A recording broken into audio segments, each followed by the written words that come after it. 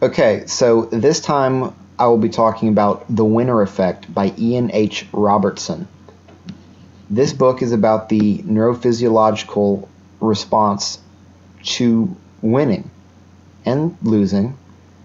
There are some great things that happen in your brain when you succeed, when you rack up wins, when you have momentum. And then there are some not so great things that you need to control, such as your increasing ego, your decreasing empathy, and the double standards that you start to apply.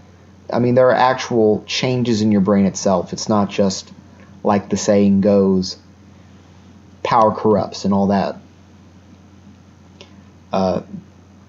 There are actual changes that underlie these things that people have noticed for thousands of years about human nature. So without further ado, I'll just get into it. Children of the highly successful are often losers because their parents didn't spend much time with them or teach them to win. Motivation to achieve is a strong predictor of success. Keeping motivated equals enjoying the intrinsic satisfaction of mastering day-to-day challenges. Remember the advice from Flow by Mihai Csikszentmihalyi. Make it a game to do your best in whatever it is you're doing at all times. And it really is actually more fun to do that than it is to slack off. The people who tend to succeed the most set moderately challenging targets, demanding but attainable. Successful people have self-talk that actually helps solve a problem. Like, okay, red didn't work, so try the other color. Instead of somebody who has dysfunctional self-talk like, oh, I'm too stupid, I can't do this, Have a growth mindset and don't get your ego involved, i.e., believing you are of high intelligence and deriving ego from this will cause enormous harm to yourself if you do not incorporate the belief that you can and must improve through work. Yes, IQ is mostly genetic, that's just the truth. The point is that you must still see your intellect as something that can be improved. Because, that's just, it is true. Even if your IQ is genetic, if you don't fucking learn, if you don't apply it, it's wasted potential. So, the growth mindset still applies, and you still should not get your ego involved. Just because you were born smart, you shouldn't feel, oh, I'm so smart, No, it's about what you do, bro. It's not, oh, I was born so smart, so attractive, whatever. Don't think that way. Consistency of interest, focus, and perseverance of effort, momentum, are two more key qualities of a winner. Being fatalistic is a very bad idea, i.e., I'm bad with people. If you keep telling yourself that, then it'll always be true. And you probably do tell yourself some very negative things, and you should just stop. You should stop just assuming, oh, I'm bad with people, oh, I'm this, I'm that. You know what? You probably have never actually really, really tried. And even if you have, it is possible you have something like Asperger's or whatever, and you need to realize the pitfalls of those things and then account for them, and then that will raise your success levels when you realize that you've been missing some things about people just because of how your brain's wired. To be clear, I don't have Asperger's, but I know some people who do. Maybe the person listening to this right now, maybe you do, and hey, you just have to understand what that entails and make up for it. So now we get into talking about what happens with winning. So, winning boosts testosterone, which lowers anxiety and increases risk-taking. It increases your pain threshold, and it increases aggression. These things all tend to lead to more winning. Losing lowers testosterone and causes the opposite effects, which would be increased anxiety, decreased risk-taking, decreased pain threshold, and decreased aggression. That's what losing does to you. More importantly, Winning also boosts androgen receptors in the parts of the brain that cause motivation and social aggression. Now, isn't that interesting? So, interestingly though, only the motivation area changes are correlated with increased ability to win. The increased social aggression doesn't correlate with increased ability to win, although that is a side effect. But the motivation does. So if you wonder why winners have so much energy, why they go after it so hard, it's because the areas of their brain responsible for motivation literally grow receptors, androgen receptors. Teams do better when they wear red.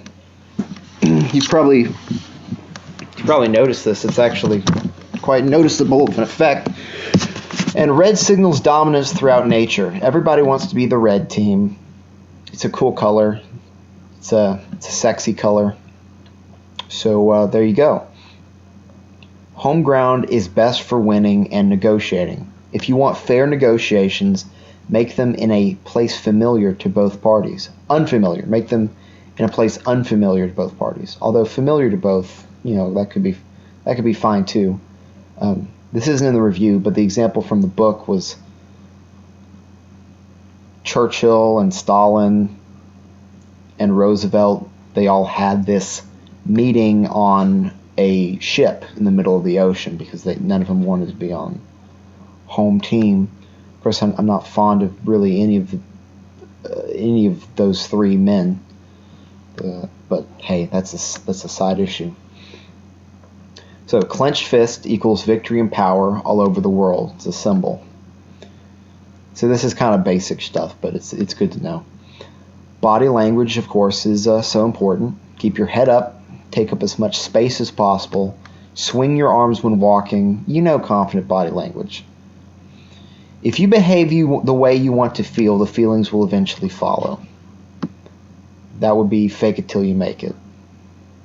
And it does actually work as long as you keep it up. So you can decide whether or not you want to do that or not. Never shoot the messenger as a leader. If someone of any rank points out an actual problem, you should reward him and promote such behavior. People tend to shoot the messenger. Someone tells you bad news, and then suddenly you associate the feeling of the bad news with the person that told you the bad news. No, you should do the exact opposite. The people that tell you the bad news, the people that point out the problems, are valuable people. They need to be rewarded, and you need to absolutely not shoot the messenger. It's so incredibly stupid to do that. The higher up a hierarchy, the more testosterone you tend to have. Very much tend to have. A lot of winning can cause too much risk-taking and an inflated ego that doesn't consider alternative viewpoints. Of course, this is a huge problem. It's very important to remain grounded in reality. If you don't, well, you're not going to win if your decision-making isn't based in reality and is completely based off your ego. Having power also changes your brain to think you have control over complex events in the world, things that frankly are completely beyond your control.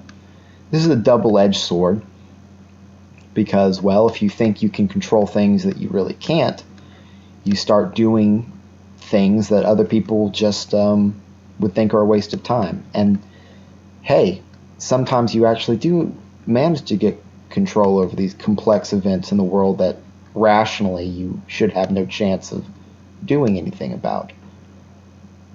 But of course the downside is that, well, it is a bit delusional. Another very, very important thing to note is that testosterone boosts dopamine. Of course, dopamine is the neurochemical responsible for happiness, responsible for motivation, responsible for neuronal growth patterns, and it's quite interesting that testosterone boosts dopamine. Power promotes focus, problem solving, and actually raises intellectual performance. Again, I'd assume because of the dopamine. Noradrenaline does the opposite. It expands the horizon of focus. So not necessarily associative horizon per se, which I'm not going to get into that if you don't understand what associative horizon is. But it does expand what your brain is just naturally thinking about, whereas success, increased testosterone, has you focusing on the things that really matter, and you're kind of single-minded about that. But noradrenaline does the opposite, and it also increases your threat detection. So a good leader who has pretty good focus, and you're in this mental state, you need to have wide-focused, threat-detecting advisors around yourself. Sort of nervous type people. I mean, not like mentally ill, but you want people who frankly detect threats way before you do. Chronic losers find losing. Now, this is another absolutely key thing. Chronic losers find losing much less stressful than chronic winners do in terms of cortisol. So when winners lose, they actually get much more stressed out than losers when losers lose. In fact, when losers win, they get stressed out. And who knows why that is, but that is their cortisol actually shoots up. When a loser wins, their cortisol actually shoots up. Maybe because they're afraid of winning. I don't know, but it's a very interesting thing. High power people are much better at reading facial expressions. So maybe that's another. Who knows if that is a like chicken or egg thing, you know? I would think maybe it's both. Like maybe you're better at reading facial, you're better at with people, you have a better chance of winning. But also it's possible that with the winner effect and with the rewiring of many of these areas of your brain, you actually become better at reading facial expressions. I don't know, maybe it's one, maybe it's the other, maybe it's both.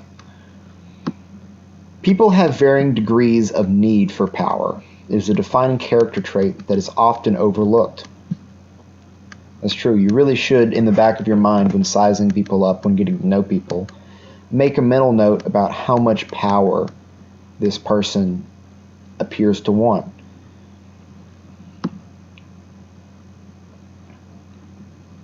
Oscar winners on average live 4 years longer than Oscar nominees. Winning tends to lengthen lifespan. Higher status people, irrespective of health or medical treatment, live longer than lower status. The key reason for this is much lower cortisol levels. Feeling in control of your life, especially your job and social life, gives anyone longer and less stressed lives. This is another reason why acting instead of reacting is so important, and discipline as well. So, in terms of natural sexual behavior, alpha fucks and beta bucks is half true. Betas very often get to pass on their genes to the alphas females they befriend. So alphas do get cucked, they do get cucked too, but they have so many kids, or at least they did, before the modern era, that it just doesn't matter. Of course, I'm on team monogamy because that's how a functional society exists. If one guy gets 10 women, and then there's 30% of the men getting no women, that eventually leads to what's called civilizational collapse. So not such a good idea. Anyway, back to the review. Belief in being in control of your life is the defining characteristic of people who do not crack under extreme torture. 10 out of 10 stress. So I don't expect you to be tortured, but when you are tortured, just tell yourself that you're still in control of your life, that this is going to be over, that you're going to survive this, that when you're out, you will be able to do all the stuff. That's the kind of stuff that the people who do not crack under torture have running through their mind. There is a strong link between the size of the hippocampus and feeling in control of your life, this is very interesting. Cortisol erodes the hippocampus, And depression does too. Exercise and feeling in control build up your hippocampus. With exercise actually produces more brain-derived neurotropic factor, which increases neurons. Yet your brain can regrow itself to some degree, and especially the hippocampus. So these neurons will take root in the hippocampus, and the hippocampus will regrow. So if you've been depressed, or if you have been getting very little exercise, or if you don't feel in control of your life, you're stressed out or whatever, this is yet another reason why exercise is absolutely vital.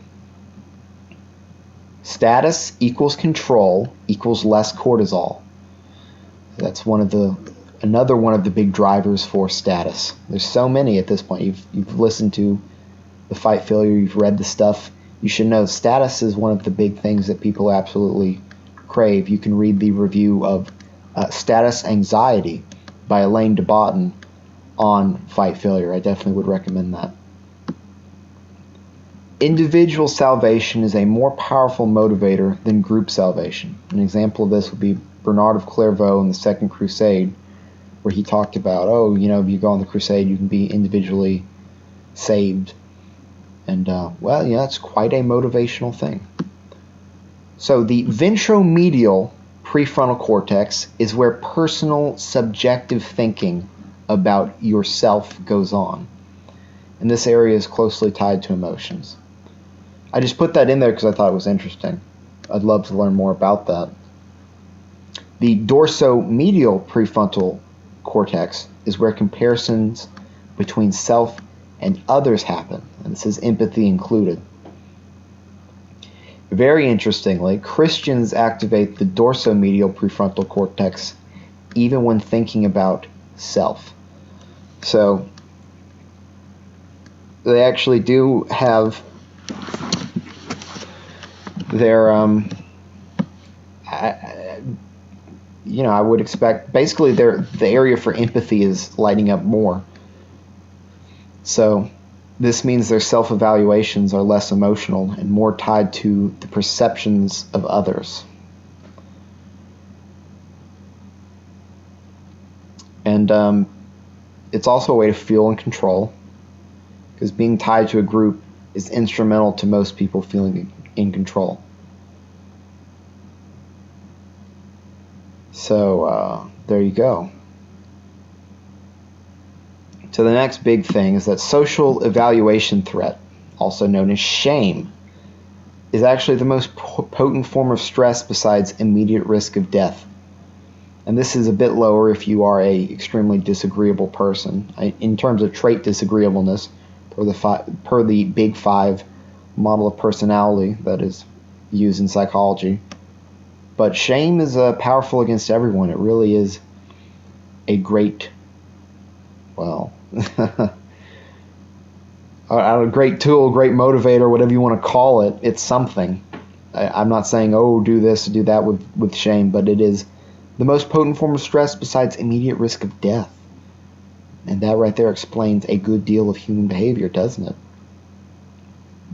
Control also allows protection of self-concept. This is why alphas, the people at the top of a social hierarchy, and gammas, the people at the very bottom of a social hierarchy, especially desire control. Shame and humiliation are more hurtful to the individual than the member of a group. Individualism comes at a price. Of course, I'm of the opinion that you have to have a mix of these things. Of course, if you have no group identity, you're going to be steamrolled by people who do have group identity. But if you don't have any individualism at all, well, that's kind of hell. So you really need this. I think it's common sense, really. But apparently it's not, because so many people want to do really crazy shit in regards to all that. But again, I don't want to get off topic. Safety signals are powerful anti-stressors. An example of this would be the all clear signal raised when a bombing has stopped. So, in World War II, the Germans were bombing London. Every time the bombing ended, there was a signal that they would, put out that said the bombing was over, whatever sound it was. Let's just assume it's like, woo, So every time these people hear that, woo, it's really anti-stressing. So I'm sure you guys know of stressful noises, like nails on chalkboard, that's just inherently ear-biting. Or I'm sure there's stressful sounds to you that you've been conditioned to feel are stressful. But if you think about it, you've probably never thought about the opposite of sounds that actually make you feel better, that are anti-stressful. So I don't know if you should collect those sounds or whatever, but it's an interesting concept. Winning an Oscar is a lifelong safety signal, powerful enough to add years onto your life. And so I think that's probably a big reason why a lot of people, besides just the status, want many of these things. They want a big house because it makes them feel safer, it makes them feel more in control. It's irrational.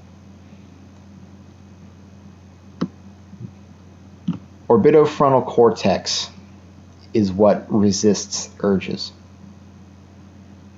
So I'm just telling you about brain anatomy. Maybe you're not interested in that, but I am, so there you go. When the reward is big, when you want something very badly and your brain is flooded with dopamine, you're actually more likely to choke and fuck it up. Around 20% more likely, according to the studies, actually. So dopamine and excitement actually has a Goldilocks zone. So that's another piece of common sense that's actually verified. Power lowers empathy and makes you care less what other people think. Very important to realize this. Very powerful people often see others as only a means to an end. Power changes morality, prefer rule-based decisions over outcome-based decisions for the actions of others. So, you hold other people to the letter of the law, but for your own personal actions, power changes morality to the ends justify the means. Power also increases your sense of entitlement. You can put a lot of powerful people together, and you can see how these effects, plus groupthink and conformity, can lead to fucked up decisions. I mean, you probably wonder, how can organizations make such incredibly incompetent decisions? Well, you put all these effects together, that's how it happens. P-power, which is personal power, is the feeling the need to be assertive.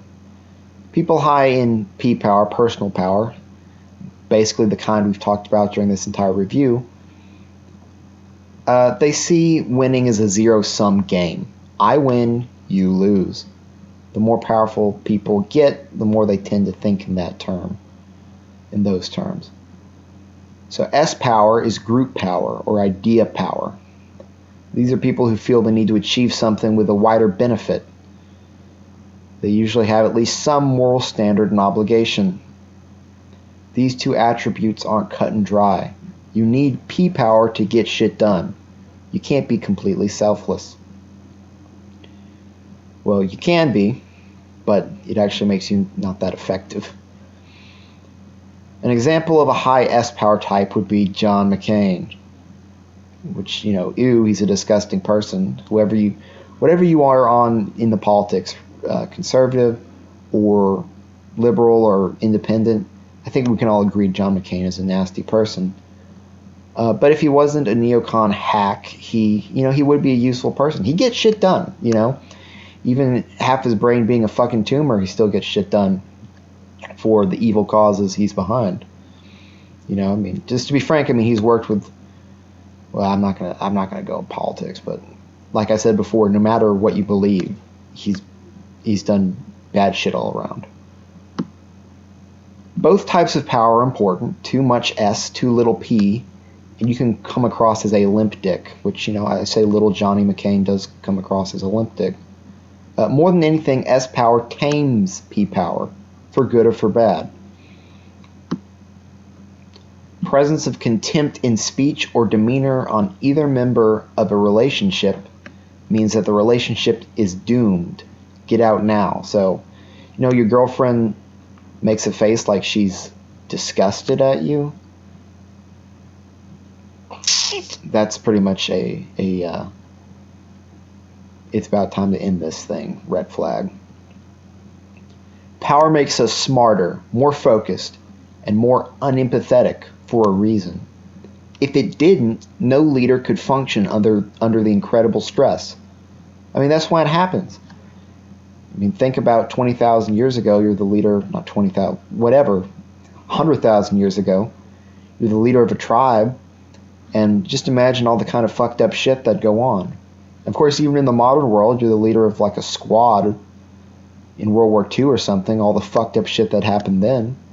There's a reason why your brain gets less empathetic and all this other stuff. Because, hey, that's how you function in that kind of an environment. And that's the kind of environment, frankly, that we're meant for. Being deprived early in life is the greatest predictor of corrupt use of power and the form that it takes. This is another really key thing to know. For example, if someone was deprived emotionally, they exhibit compensatory aggrandizement. Think Hollywood actors, right? Look into their childhoods. It's quite interesting how many of them were ignored, how many of them grew up without father, all this stuff. And now they want to be famous. Power makes bullies of the people who feel inadequate as a boss. This means true pettiness and cruelty, not just high-test anger. So anyway, a lot of the people who think, a lot of the low-status people who are bitter that they're on the bottom of the totem pole, so to speak, and they think they would do so much better of a job than the people who are there at the moment. Well, a lot of these people, when they infrequently actually get in positions of power, they have so much built up, shit from throughout their life that they become tyrants, They become pretty nasty people. So if you are one of those people, you really need to keep that in mind. You need to keep that under wraps. If you want to win, you need to make sure you don't ruin other people's lives when you do so, okay? And for everybody who is seeking winning, who is seeking power, and I say seek power for the sake of other people and your family and for the good and the true, but for everybody seeking power, the biggest message, the biggest takeaway is that you must use your power wisely. Otherwise, you just shouldn't have it. And that's it for this episode of the Fight Failure podcast. I hope you will listen to the other ones. They're all very useful for you. And have a good day and all that,